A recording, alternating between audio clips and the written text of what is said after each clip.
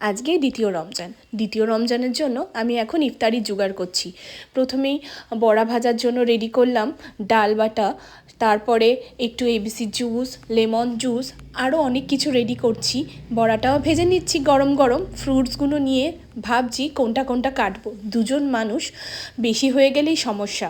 তো দেখা যাক কি কি রেডি করি, তোমরা দেখো। দেখলে এই সমস্ত কিছু জোগাড় করলাম, বাকি অফিস থেকে এসে ও ফ্রুটসগুলো কাটছে। আর কতক্ষণ, এখনো আধা ঘন্টা বাকি আজান হতে।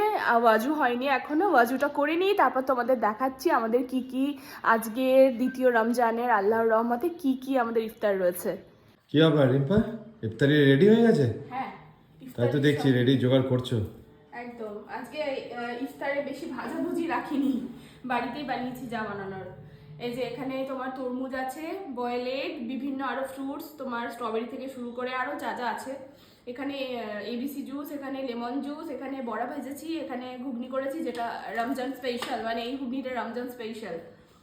আর এখানে ওই ছোলা টোলা মাখা যেটা একটু মুখে স্বাদ দেয়। আর এখানে আন্টি দিয়ে গেল নিচ থেকে ওই জিলিপি, অনেক আইটেম করেছো। বেলডাঙ্গা জিলিপি, এটাও ওয়েলডাঙ্গা স্পেশাল। স্পেশাল।